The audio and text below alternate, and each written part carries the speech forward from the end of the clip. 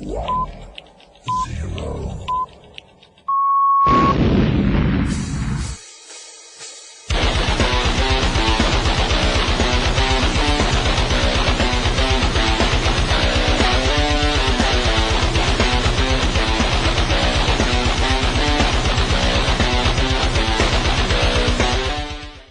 Greetings, fellow barbarians. It is I, Alan Odinson, and this is the Barbarian Lounge. I want to thank you, barbarians, for joining me today. I'm pretty stoked about this show we've got coming up here. I think you guys are going to really enjoy it. I was actually contemplating some different content and thinking about some different ideas, and let's just say, you guys know, if you listen to me talk on the show about signs and things that I will take to heart, like if I see certain things keep popping up and they keep getting presented in front of me, that's a sign telling me that I need to either do it, speak on it, whatever. Well, this topic of the show certainly revealed itself to me in many different ways, and I think that this is going to be a pretty interesting talk, because we're going to see some eerie parallels, I guess you can say. And who knows, by the time I'm done with it, I may be actually starting to promote some of these parallels. But let's get a few things knocked out of the way here to start off with. First off, you can check out our website, thebarbarianlounge.com. You can go there, check it out. We've got a store set up there, some different items in there. But if you go there, I want you to check out the donate button. Click on that bastard, okay? When you see that sumbitch, you click on it. Because what's going to happen is when it pops up there, you will see several different options of ways you can help this show. This show is 100% listener funded. I don't get big money from George Soros.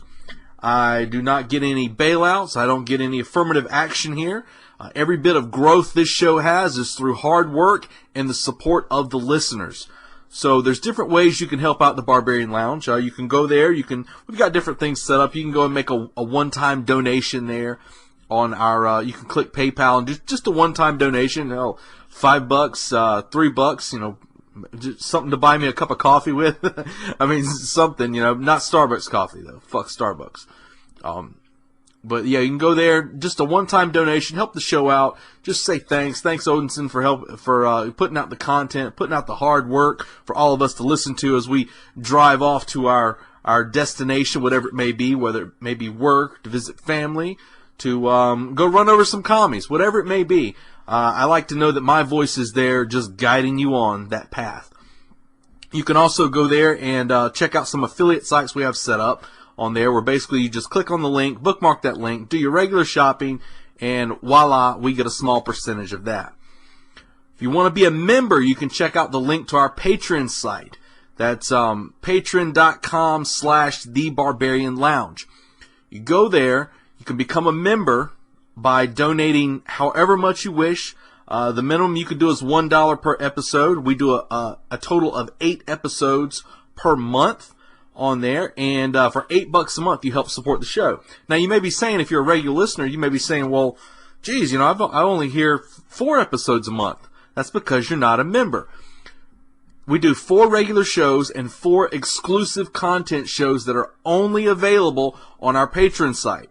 So you have to be a member in order to get that special content.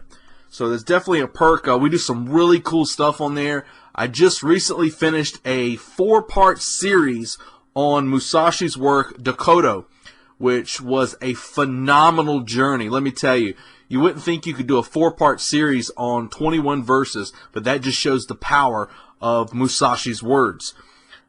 Very, very good series. I absolutely enjoyed it. We got a lot of stuff on there. I like to keep it pretty much educational, but also I get into some shit on there that I don't like putting out on the open airwaves. So if I'm going to put it out, I want to put it out to people who are willing to have a little bit of skin in the game, and you can do that for just $1 per episode, and that helps me keep the lights on in here, keeps me fueled up in the fight against the enemy that is pounding at the gates constantly. We just recently, I'll give you a little bit of behind the wall access here, just a little peek, but we recently just had, last week, we had our site attacked again.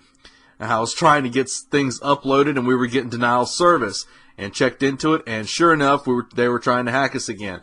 So we're pissing off a lot of people with this show. You may look at the listeners, you may look at the number of views and stuff we have, but this show's carried on a lot of different platforms. So just because you see the downloads that are happening on the actual page does not even remotely include all the different platforms that we're carried on. You can find us on iTunes, you can find us on Stitcher. UCY.TV carries our show every Tuesday night from 8 p.m. to 9 p.m. You can check it out there. So there's a lot of places that are picking up this show. You can find the Barbarian Lounge, Alan Odinson, on Twitter. My Twitter game is going pretty strong right now. I'm pissing off leftists left and right. You can also find the Barbarian Lounge on Facebook. You find the Barbarian Lounge and Alan Odinson on YouTube. I'm all over the place. Just fucking Google me, okay? I'm out there. Pretty easy to find me. I'm not a difficult guy to find. Also, check out our sponsors, OdinsonArchery.com. Yes, that is a shameless plug. That is my business, but I am absolutely stand behind that product 100%. Let me tell you this.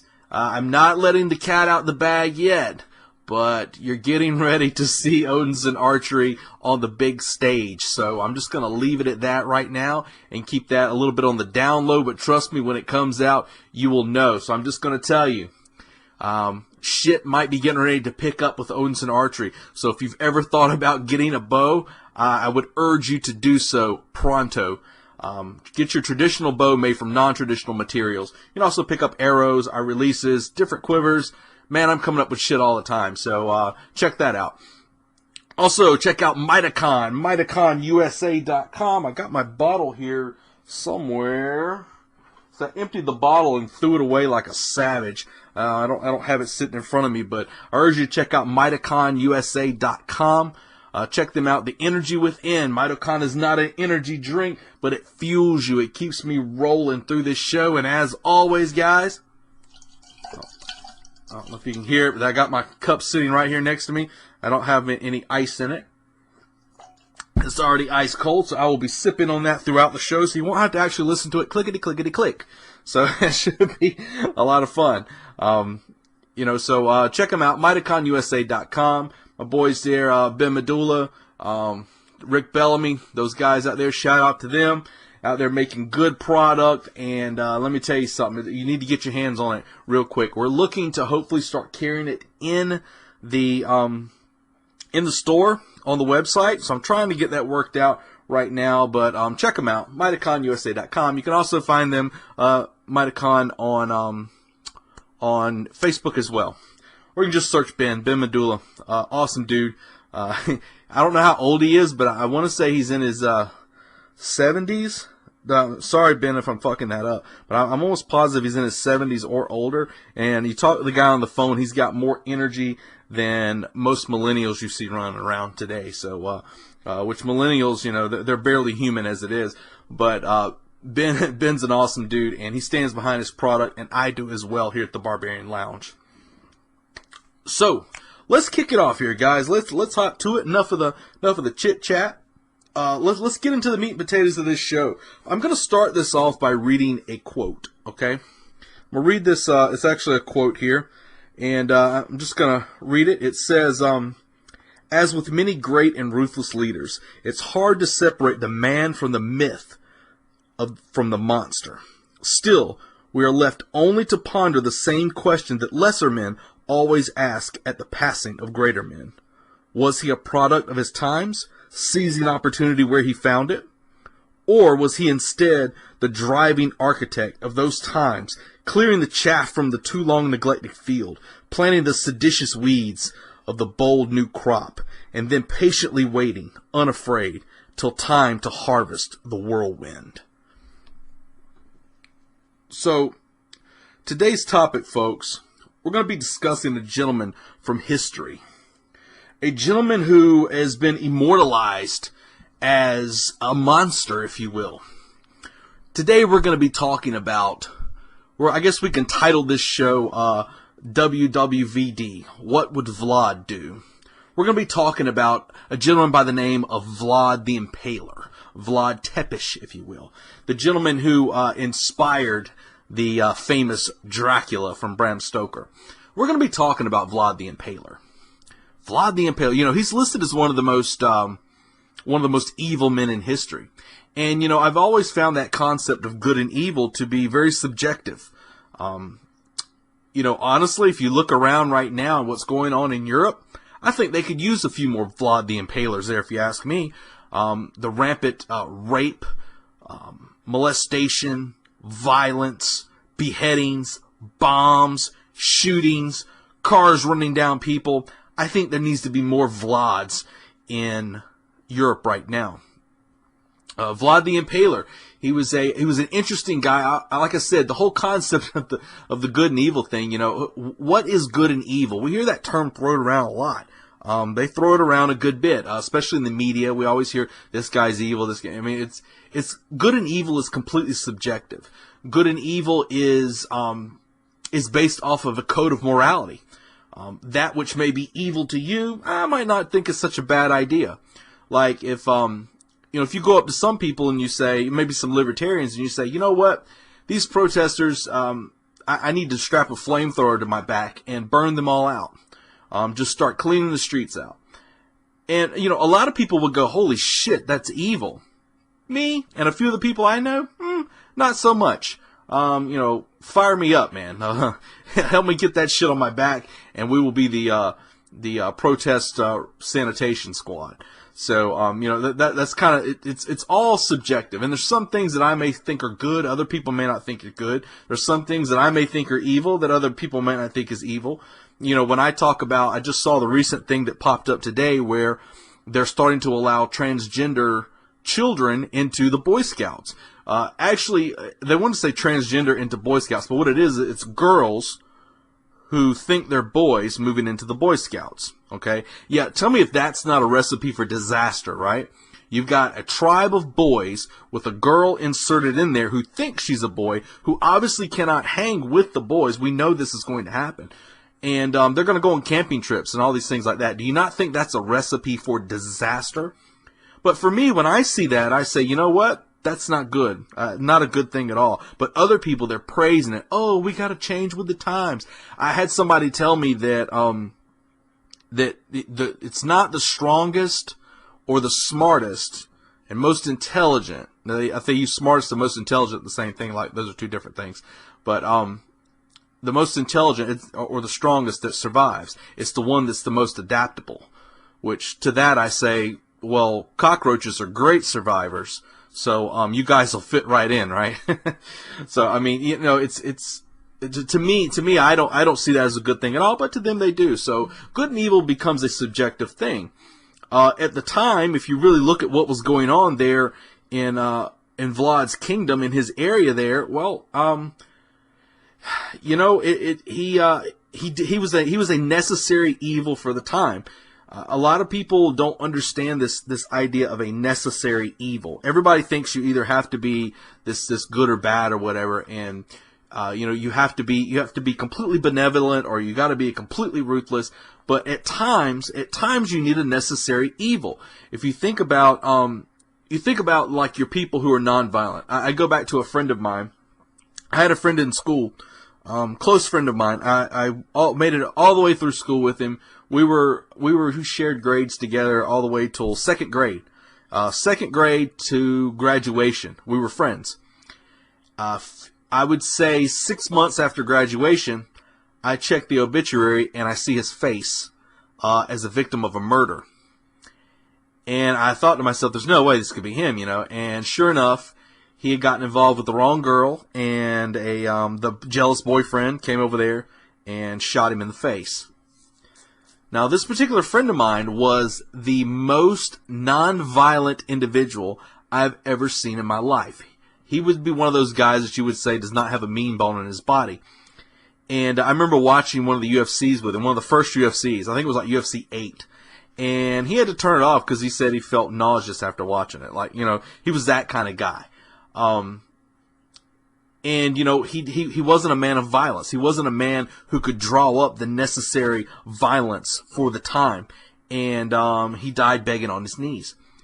And, you know, it's not something that that a lot of people are comfortable talking about. But I remember listening to Paul Howe talking about it. And he was saying that, you know, if your choices are to die on your feet or die belly down in the dirt, you have to make that choice. For me, I'm not going to die belly down in the dirt. And not many people are faced with situations like that. And they don't understand the type of evil that's out there. When I say evil, I would say from, a standpoint of someone who is having bad shit done to them. You would say, wow, if there's a guy pointing a gun in your face, you don't have much of a conflict over whether or not you're experiencing good or evil right then. You'd say, that's a motherfucker with a gun. I'm going to put him in the evil category, right? There's no sense in getting all semantical about it. But most people are never really experiencing things like that. And, if you got somebody who has the ability to become that necessary evil at that time, who can take this motherfucker, grab that pistol and jam a knife through his eye socket, that's a different story. So, there is a time for a necessary evil. And if you look at Vlad's story, he was a necessary evil for the time. But as I said, Vlad the Impaler, he was the, or Vlad Tepes, if you want to call him that. He was, and he inspired Bram Stoker's Dracula. And if you don't know that, just a little bit of historical fact behind that. Bram Stoker's Dracula was actually written in 1897. So that's an old fucking story, man. He became like that, the whole classic vampire, right? The classic vampire. It's funny, if you look at like the lore of the myth of the vampire, the Dracula imagery that you have, this elegant and I want to suck your blood, all that bullshit. It was not actually what the mythical vampire was like. The mythical vampire was actually pretty nasty. He was dirty. He was ugly. He stunk. I mean, he didn't have an elegant bone in his body. If you really look at it. I think I'm trying to think of the name of the movie. There was a movie that came out. I want to say it was the name of the movie was Vampires, but I think it was John Carpenter's Vampires was the name of it. I always thought when I studied the vampire lore many years ago, I got books on it here on my bookshelf sitting next to me.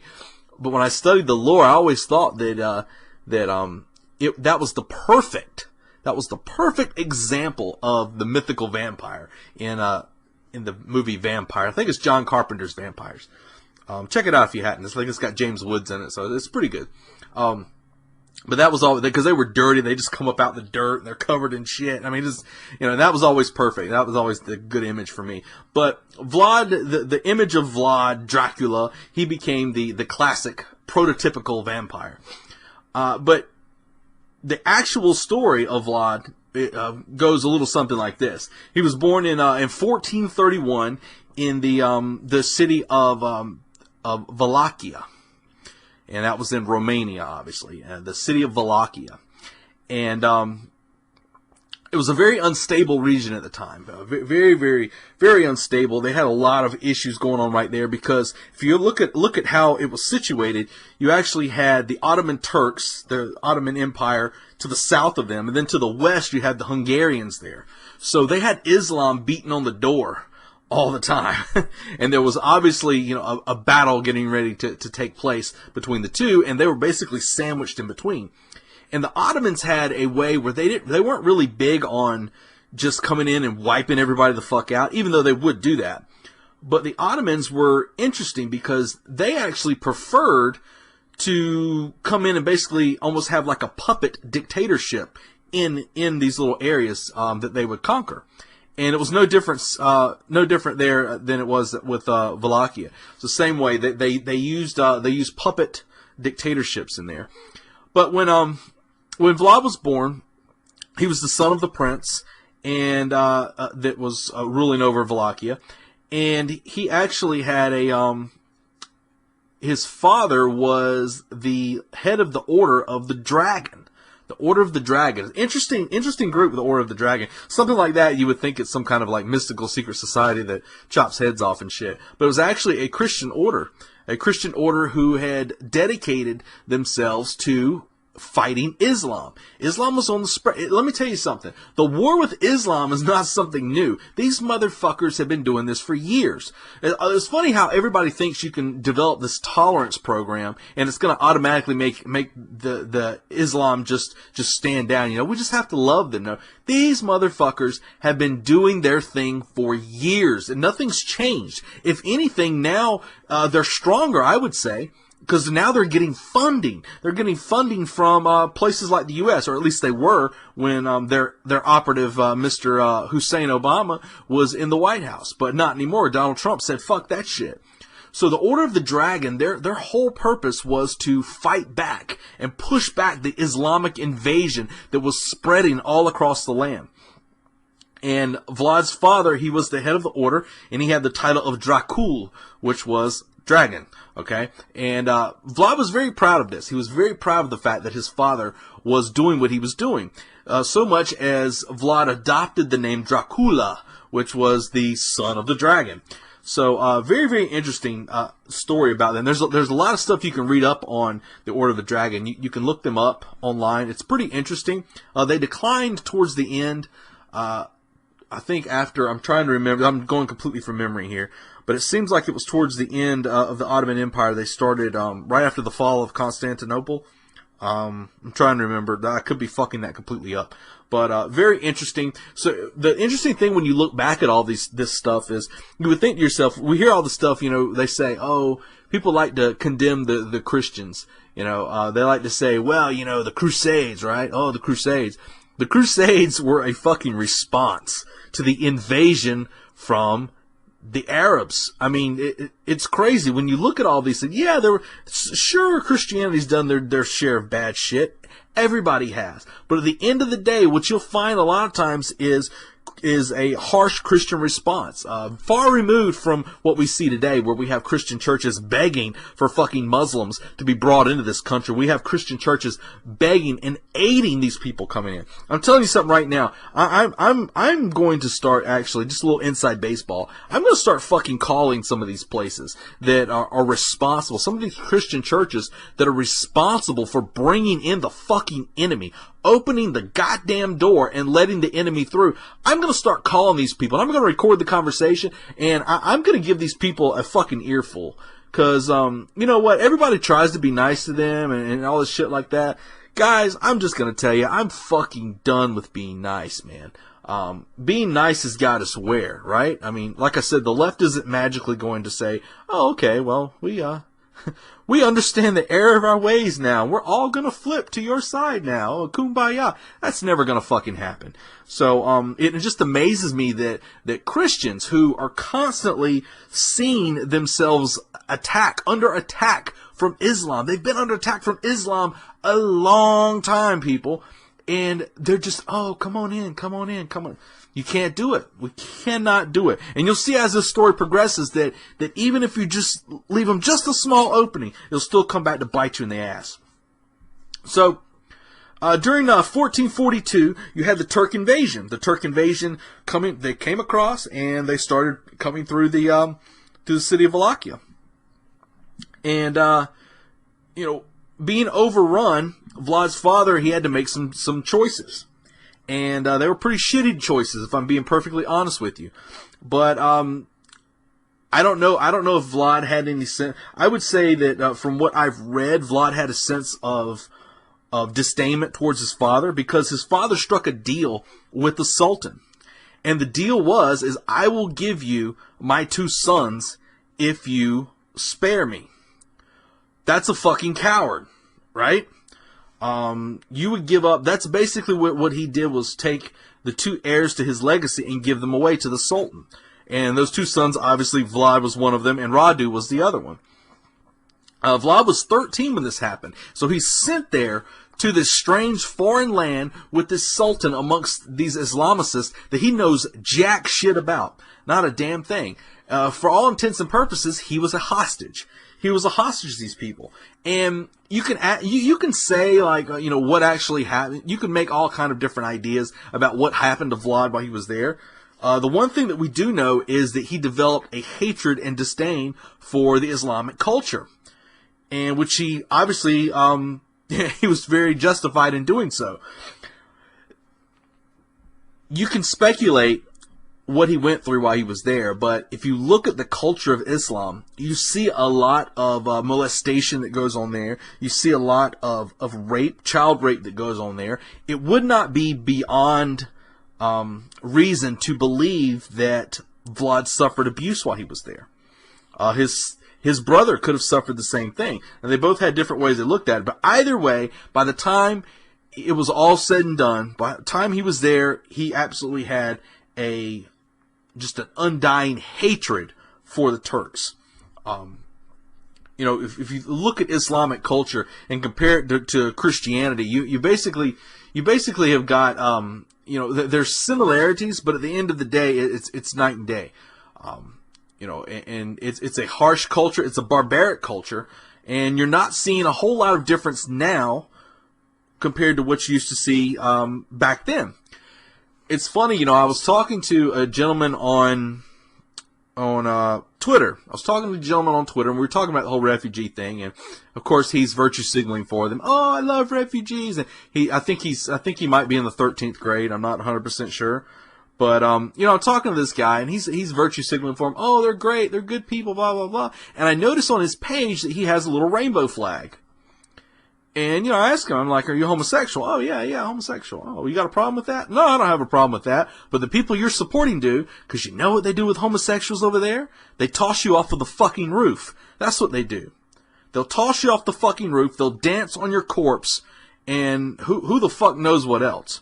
And it just amazes me that people are so out of touch with all these things. And you see in the story with Vlad and Radu, you see very clearly that Radu started to develop this same thing. You had him, he was, I guess you can call it a form of Stockholm Syndrome, where he was falling in love with his oppressors. For Vlad, not so much. He hated the fucking Turks, and the whole time he was there, he was constantly plotting the day he would get revenge on them. So, throughout this whole time, Vlad was being groomed. Him and Radu both were being groomed to be basically the new puppet leaders for the Sultan. They knew eventually that when Vlad's father died, that they would need new puppet leaders. So they were training them. You had the Ottoman Sultan and everything. He was training these guys in all the ways of being a leader. Obviously, they received levels of military training, because that's something back in those times that they actually had to fight next to their people. So they received military training. They learned how to use crossbows, bows, swords. At the time, gunpowder was being used, so you were starting to see the use of cannons and whatnot. So they're very, very crude firearms at the time, but you were starting to see those things being used. They were also being inducted into what you would call the ruling class there. So they were learning what it was like to be a leader, what you had to do to be an effective leader. And let's be honest, you've got a couple Christian kids who are learning to basically lead the way of Islam. Well, if you know anything about Islam, their leadership can be very harsh, very brutal. Needless to say, that started carrying over to Vlad, and he started picking up some different ideas on that. But the whole time he's there, he's learning about the enemy. He's constantly surveying the battlefield. If you guys have listened to this show, going all the way back to the beginning, you know that's something I've talked about as it relates to ways of strategy. You want to know the enemy. You need to survey the battlefield, know what they do. A lot of times you have your enemies will, if they've been successful at least, you will see similar tactics from them. They will use the same playbook. It's one of the things I've talked about with the communists. Let me tell you something, guys. Everybody's like, oh my God, the communists keep attacking. What are we going to do? Guys, they're using the same fucking playbook they've been using since the early 1900s here. They're using the same fucking playbook. Nothing has changed. The exact same thing. You go back and watch that documentary I keep telling you guys about, Anarchy USA, on YouTube. Find it. It's only an hour long. Turn off your fucking soap operas, whatever the fuck you kids are watching these days, and watch it. Watch the show, because it's only an hour long, and you will get a fucking education on the way the party works. So that documentary is from 1966. So they're using the same playbook. The same play. You watch that and you go, holy shit, they're doing it now. Black Lives Matter, the Antifa, it's all the same. Exactly. Because they were successful before with their civil rights movement push. Yes, that's right. The Communist Party was behind the civil rights push. So check that out, and you'll see they're using the same playbook. The thing is, when the enemy uses the same playbook, that makes them vulnerable because it's very easy to predict what they're going to do. So, you know, when you got the Antifa showing up to your events and fucking shit up, and they're showing up in their mobs, and they're punching people and all these things like that, that's absolutely to be expected. You should know it's going to happen. Have contingency plans set up for that. Do you know how easy it is to set motherfuckers up who come into a fight completely emotional, and that's the way the Antifa come in. They come in emotional, half of them don't know what the fuck is going on, and it's very easy to get them where you want them to be. I'll just leave it at that, guys. I don't want to throw out too much strategy out there because some of those little fucks might be listening right now, but it's not very hard to figure these guys out, okay? Part of their power is in the mob. Part of their power is virtue signaling what they're going to do, and they like to post those little events saying they're going, and, you know, oh, well, they're going to have about 30 people there because 30 people are going, and you can kind of guesstimate how it's going to go from there.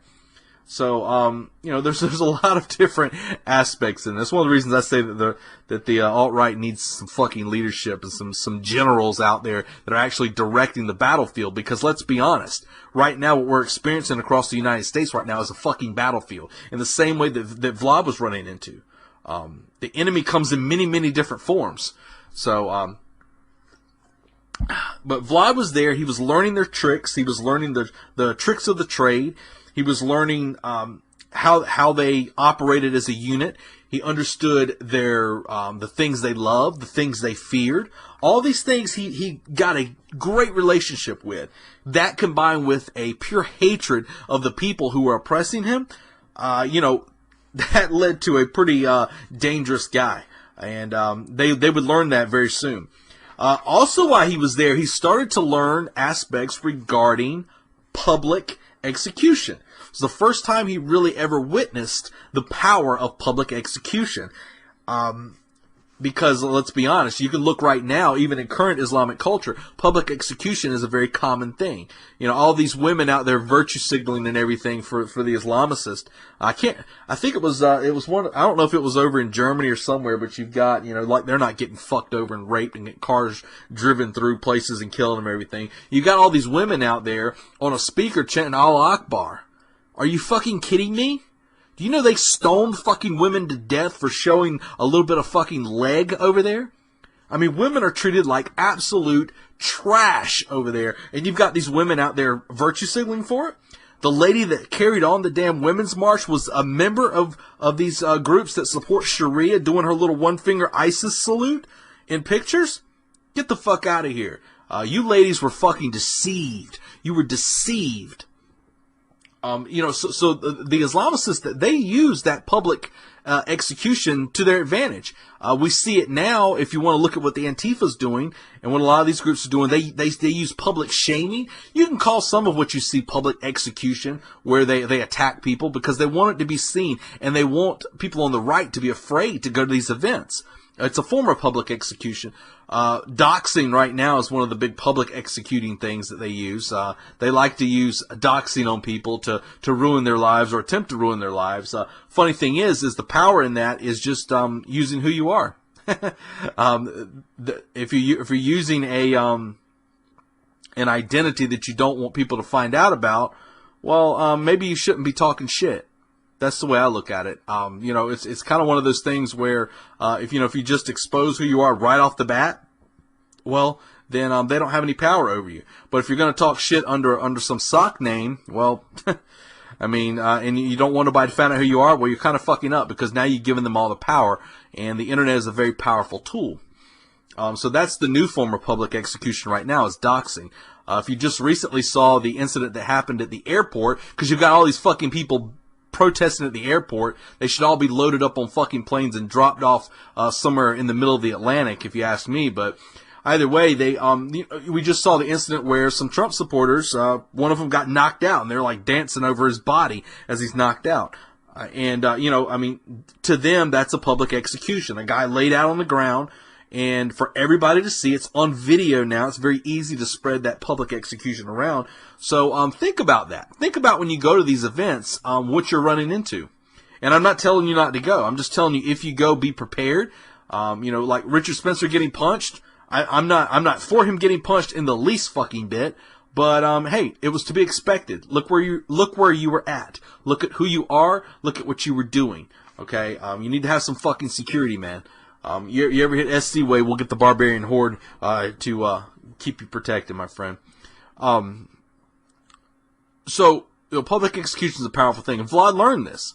He learned it there, and we see it in Islamic culture a ton right now. But in 1448, Vlad's father was actually murdered.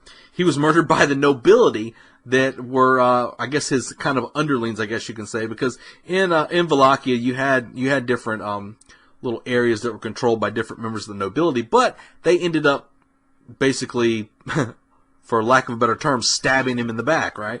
So they killed Vlad's father, and Vlad was immediately put in as the new leader. He was put in as the new leader.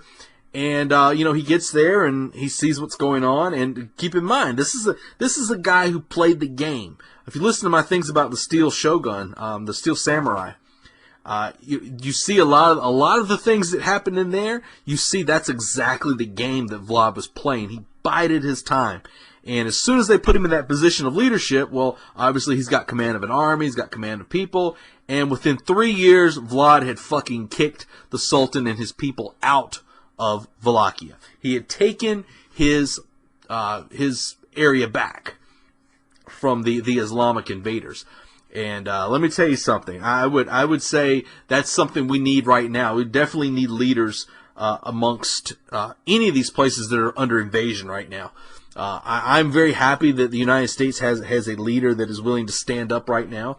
But at the end of the day, your leader can only do so much. Especially with systems of checks and balances that we have. And yeah, you can say that's a good thing or a bad thing, whatever it may be, but either way, it is what it is. At the end of the day, the thing that protects a community, the thing that protects your people, it does not come from government. It is the community that keeps their people safe. These places, it blows my mind when I see places like Sweden that have all of these rapes that are going on right now. The men are actually being invaded and having, Sweden's being invaded and their women are being raped. Where the fuck are the men there? I'm like, they need a leader there that says, you know what, if you're not willing to fight for your women, just line up and we'll go ahead and put a bullet in your head and toss you in the fucking ocean because you're no good to anybody here. Right? Yeah, that's some harsh talk, isn't it? That's some fucking harsh talk. But that's where we're at. That's where they should be at. That's the type of desperation they should have. I use that imagery completely as a way of talking of desperation. I mean, your women are being attacked. Your women are being raped. People are being beaten up by fucking invaders that have no business being there. I just recently saw an article where there was like 170-something thousand refugees that were admitted to Sweden last year, and out of all of them, 479 of them got jobs. The rest of them are being supported by the fucking people.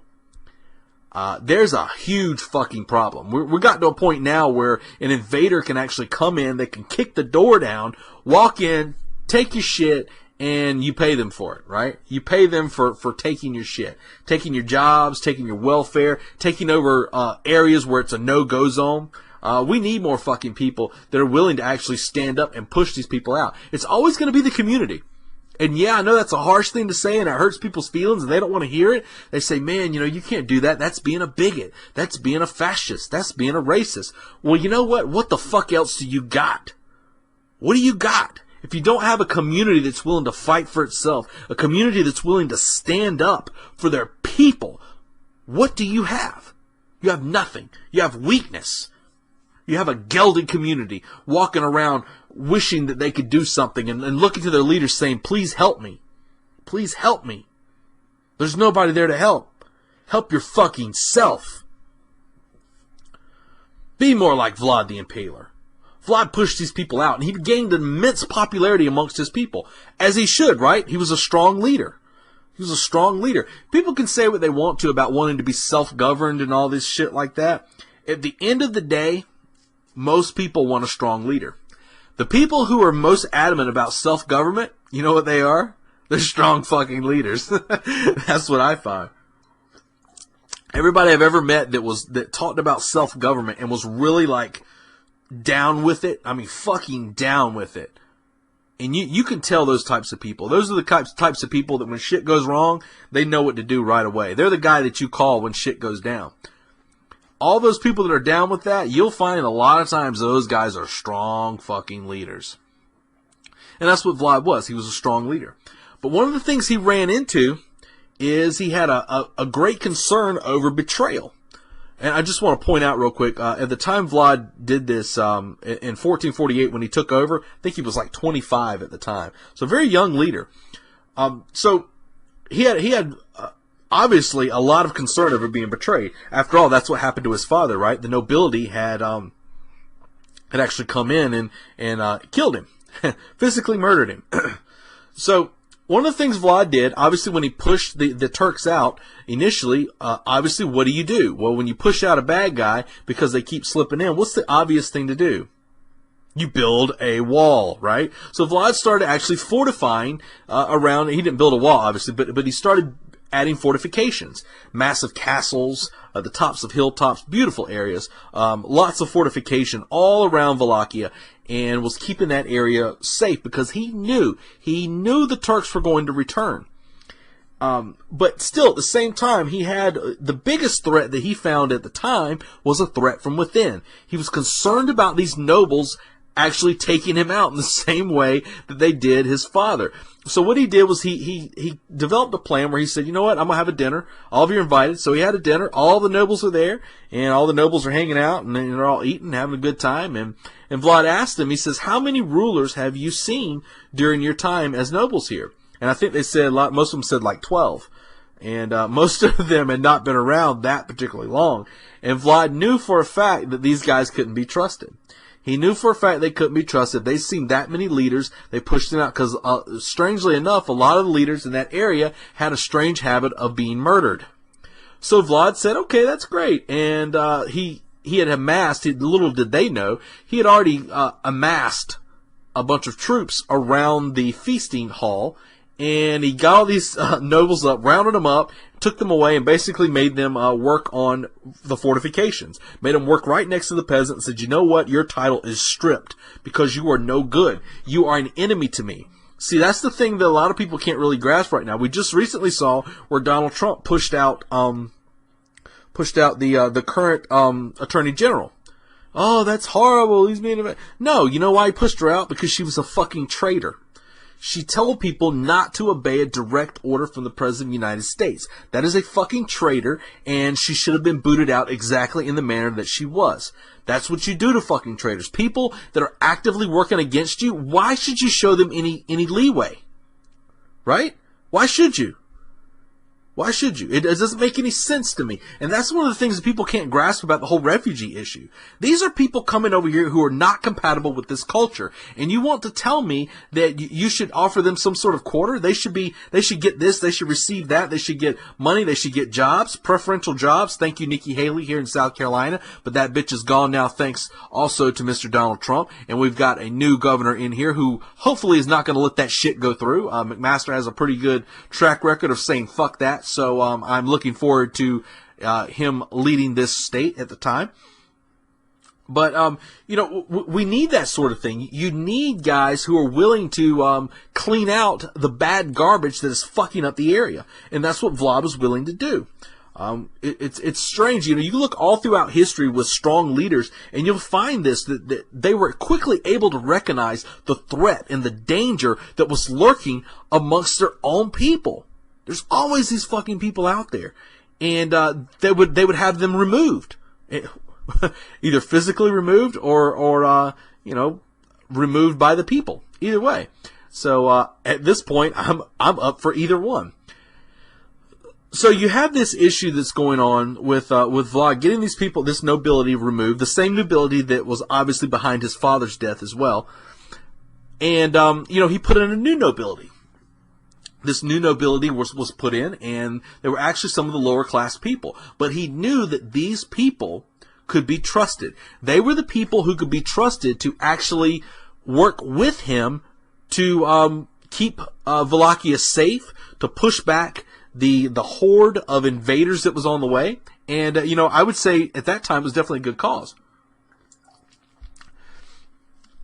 But one of the things that Vlad slowly started to do amongst his people was you started to see kind of a shift in him. You started to see a shift where he was starting to be feared by his people. Because, I'll put it to you plain and simple. Vlad did not take no shit. He didn't take any shit at all. He run a very much a law and order based society. And he put in a very strict code. A very, very strict code of morality, if you want to say. He said, you know, if you had a woman who was being lazy or some shit like that, you know, he would have her, you know, executed. If you had people who stole, they were executed. So Vlad did not put up with any of this degenerative behavior that a lot of these, especially it's something that we see pushed now. We see degenerative behavior actually rewarded here in modern society. You know, this strict moral code, needless to say, after a while, you know, you start getting people a little fearful because they're like, holy shit, you know, this guy's not taking any shit. And I may, you know, move left when I should have moved right and end up on a fucking pike. So, needless to say, the people started fearing him a lot. And you know what? The question becomes, after that, you know, you have to ask yourself, what is better? Is it better to be feared or better to be loved? I think we've talked about this on the show before. Better to be feared or better to be loved. Amongst a leader, it's a very interesting dichotomy when you really look at the two. You know, you have loved leaders who are, you know, they're always, the people just love them greatly. But a lot of times what you tend to find is the leaders that are loved unconditionally. And I would say for the most part, obviously not on the right, but for the most part, Barack Obama was loved by a lot of people. But he was a shitty fucking leader. And that's evident in a lot of different things. There's a lot of people, just because a guy is worthy of being loved or whatever, does not make him a good leader. The same way for a guy that's being feared. If you look at, what's that fucker's name? Kim Jong-un? Is that the new one? Kim Jong-il? One of those fuckers. Kim Jong-un, I think he's the North Korean dictator now. A lot of people are afraid of him, but is he a good leader? No, he's a fucking idiot. Those people barely have power half the time. So, I am one of those people that think it is, for the most part, better to be a feared leader than a loved leader. I think that a feared leader is not only feared by his people, but also feared by the enemy. What you'll find with most people who have a sense of fear, that sense of fear will also evolve eventually, in many cases, evolve to a level of respect. And, you know, it's one of those things that you could probably go on and on about. I'd love to get some people on, to talk about this in the future. I got some guests who would definitely, make this conversation, great again, in respect to being loved or being feared. But I think at the end of the day, being feared for a leader is a stronger position than being loved. So, Vlad started using his favorite method of execution, if you will, would end up being attached to his name, and it was impalement. Vlad loved to put motherfuckers on a pike. And basically how it was done, just an interesting little side note here. Basically what they would do is they would lay the guy down and have them spread eagle with a horse attached to the arms and a horse attached to the legs. And they would basically raise them up and have the horse walk away slowly walking away as they were slowly descended and dropped onto this pike, this spiked stick, which is obviously where you get the wooden stake from the original Dracula myth. So just a little side note there. And they said a lot of times how people die was not necessarily from getting their organs pierced, but actually from exposure to the elements. So it was very similar to a form of crucifixion. Crucifixion, you usually died, most of the time it was from suffocation, but a lot of times it was from exposure to the elements as well. So I'm sure having a stick rammed up your fucking ass didn't help either. But, you know, a lot of these liberals would probably be okay with that because they're always walking around with shit up their ass. So, you know, one of the things, once he started using this impalement, he used it as a form of intimidation. And, they said at one point there was pretty much bodies all over the Capitol. He had bodies hanging in fucking trees. He had bodies on pikes everywhere. And he would actually sit there in the town square where he had this, where he had these bodies set up, and he would actually eat there. I'm sure you've all heard this story where he supposedly had like a bowl of blood, and he would dip his bread in it and all these different things like that. And, I wonder to myself, we all know that legend tends to expand over the years, and a lot of this information is from, stories from the townspeople. So you have to wonder just how much of that is actually true and how much of it isn't. He was, you're talking about issues in past tense, and a lot of times what you find is the legend tends to outweigh the reality of things.